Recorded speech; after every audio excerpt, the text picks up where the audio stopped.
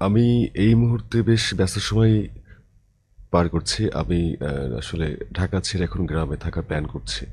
তো একটু আগে আপনার সাথে আমার এই বিষয়টা নিয়ে কথা হচ্ছিল। আমরা শো শুরু করার আগে আপনি বলছিলেন যে ঢাকা ছেড়ে দিচ্ছেন। আজকে আমরা না হয় আমাদের এই পর্বটা সেটি দিয়েই শুরু করি। সবাই তো গ্রাম থেকে ঢাকায় আসতে চায়, কিন্তু আপনি ঢাকা কেন ছাড়তে চাচ্ছেন? আসলে আমি খুব শান্তিপ্রিয় মানুষ।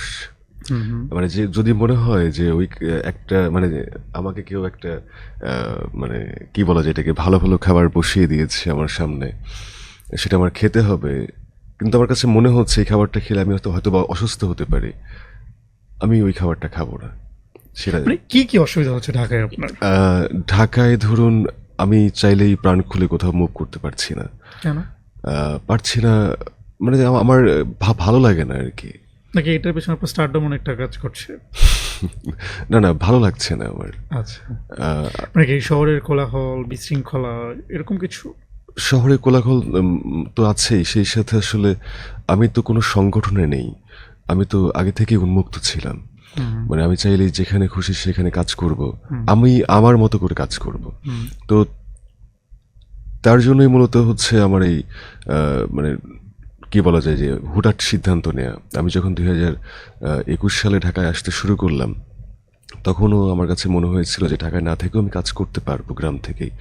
তো 2020 সালের শেষের দিকে আমি বাড়িতেই আমার সেট আপ করে ফেলি রেকর্ডিংয়ের জন্য যা কিছু লাগে। তো অনেক আহ, কবি আছেন, তারা বলেন যে আরো ভালো কাজ চান।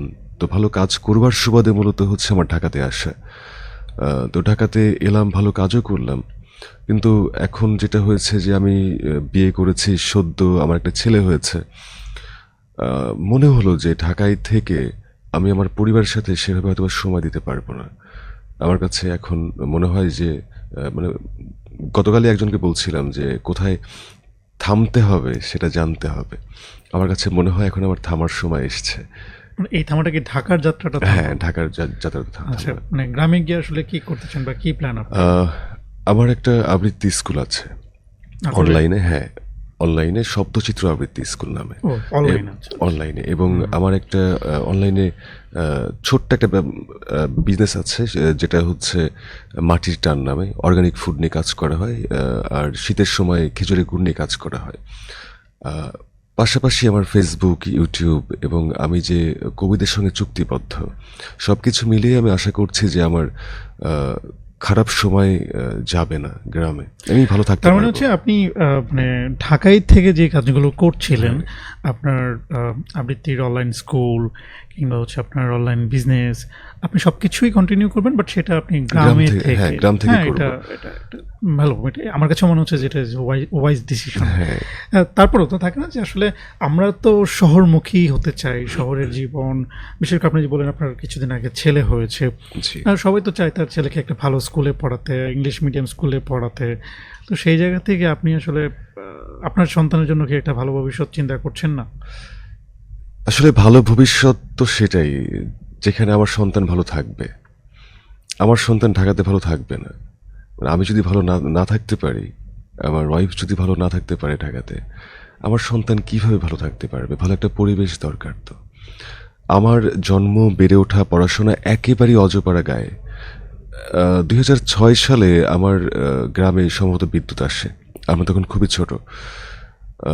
2006 সালের পরে আমাদের গ্রামে কোনো উন্নতি হয়নি। কোনো উন্নতি হয়নি। যেমন গ্রাম দেখেছি আমরা, ঠিক তেমনই আছে। আচ্ছা। মানে আমাদের বাড়িতে এখনো যদি কেউ যেতে চায় হুম, বৃষ্টির মধ্যে, হুম। তাহলে তার জুতো খুলে হাতে নিয়ে আমাদের বাড়িতে যেতে হবে। না, এখনো কাঁচা রাস্তা। এখনো কাঁচা রাস্তা। তো আমি যেই গ্রামে বড় হয়েছি, যেই গ্রামের মাটি আমার শরীরে আছে, এখনো মনে হয় ঘ্রাণ আছে মাটির। তো তাহলে আমি তো ওই গ্রাম থেকে উঠে আসা। এখন আমি আমার ছেলেকে ইংলিশ মিডিয়ামে পড়াবো, দেখা যাবে যে আমার সন্তান মাতৃভাষা বাংলায় বলতে পারছে না, তাহলে পরে ওই শিক্ষায় শিক্ষিত হয়ে কোনো লাভই নেই।